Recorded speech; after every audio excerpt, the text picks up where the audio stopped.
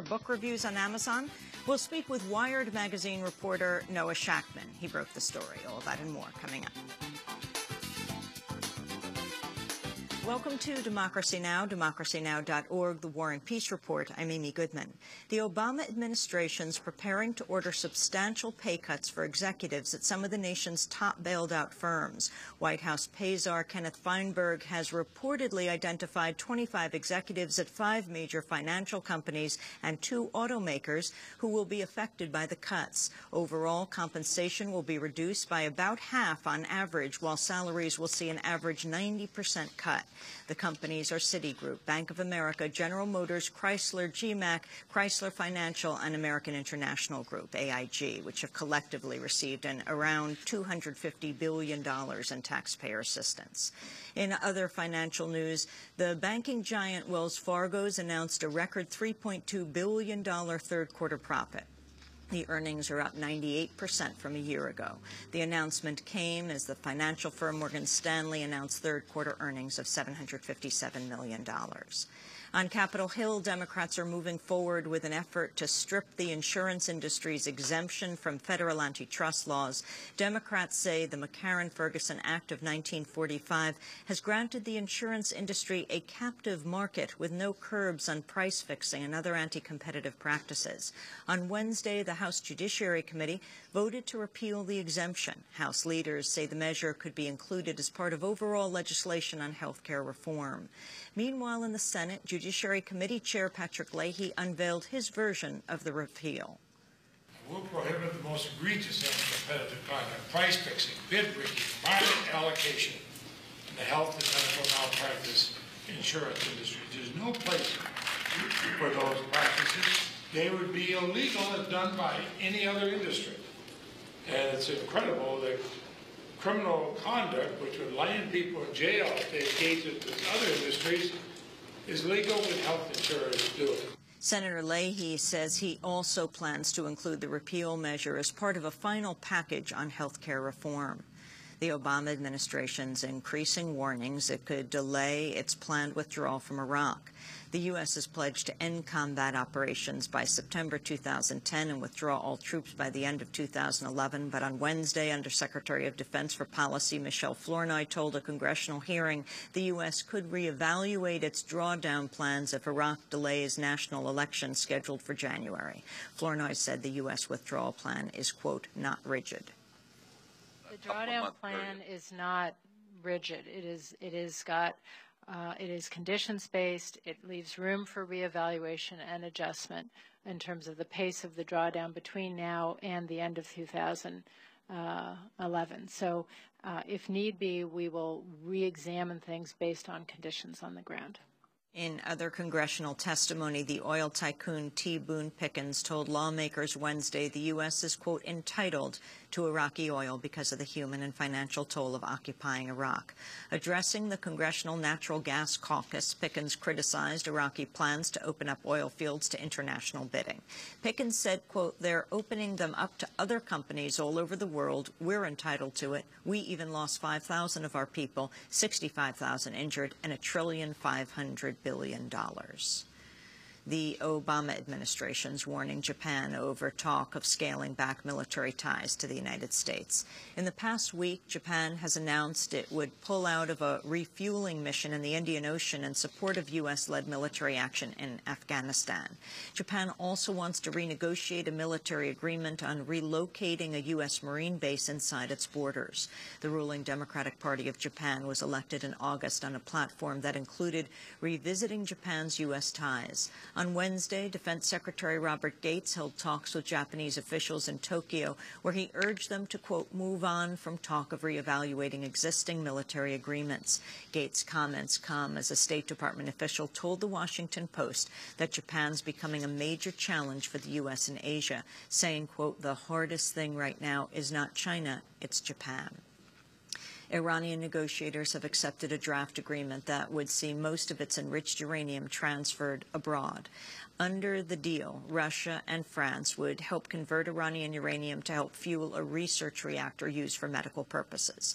The agreement still requires approval from Iranian leaders. On Wednesday, Secretary of State Hillary Clinton said the deal would herald an early test of Iran's nuclear ambitions. The door is open to a better future for Iran, but the process of engagement cannot be open-ended. We are not prepared to talk just for the sake of talking. As President Obama noted after the October 1st meeting in Geneva, we appear to have made a constructive beginning, but that needs to be followed up by constructive actions. In Somalia, at least 20 people have been killed in the capital, Mogadishu. Clashes erupted earlier today after militants fired on Somalia's airport as the Somali president was boarding a plane. The plane was able to take off undamaged. In Uruguay, support is growing to repeal amnesty for military officials over rights abuses committed under the 1973-85 military regime. This week, the Uruguayan Supreme Court ruled the law is constitutional. Uruguayans will vote on repealing it in a referendum as part of Sunday's national elections. On Tuesday, thousands of people marched in Montevideo in support of the repeal. This is the Uruguayan author and journalist Eduardo Galeano.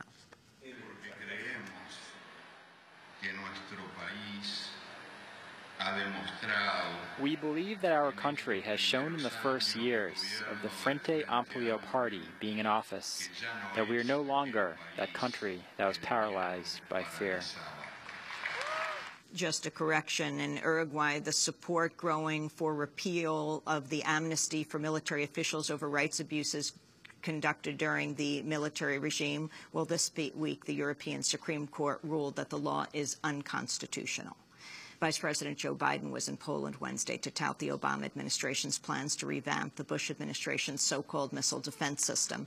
Biden said the new system would be more effective and cover more ground. Our new phased adaptive approach to missile defense is designed to meet a growing threat not only to the United States, but first and foremost to Europe. It's going to meet it with proven technology that will cover more of Europe, including Poland, and will do it more efficiently than the previous system could have or did. It strengthens missile defense for Europe, it strengthens Article 5, and it strengthens the alliance deterrence capability. Mr. Prime Minister, we have a lot to do.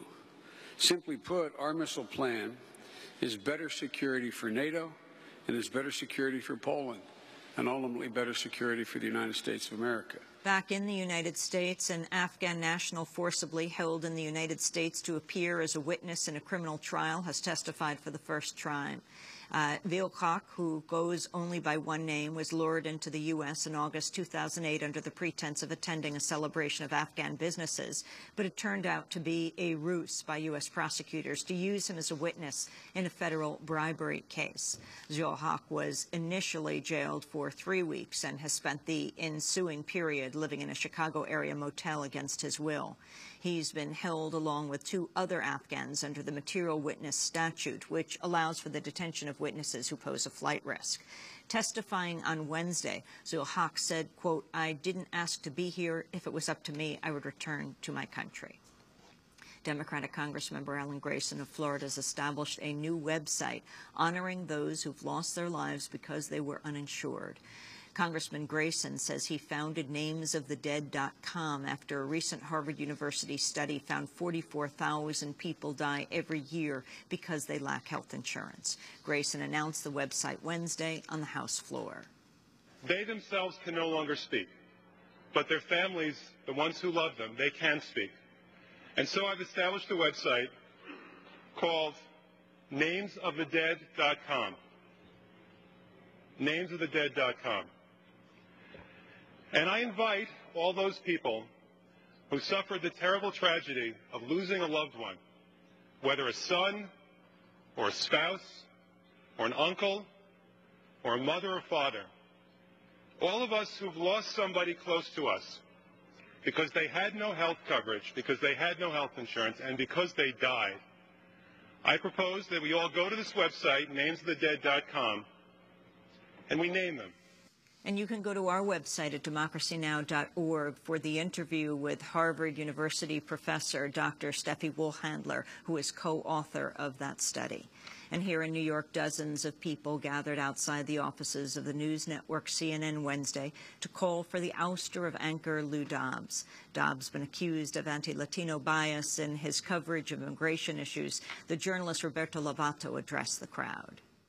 What comes out of Lou Dobbs' mouth is hatred for Latinos and undocumented immigrants in the United States, is support for the extremists that are actually killing immigrants, like the Federation of Immigration Reform and the Minutemen, whose members in Arizona are responsible for the murder of 9-year-old Brisena Flores and her father. So Lou Dobbs is not telling his audience to go out and kill and hurt and attack immigrants, but he provides a platform for those that do. The protest was organized by the website bastadobbs.com, and you can go to democracynow.org to see our hour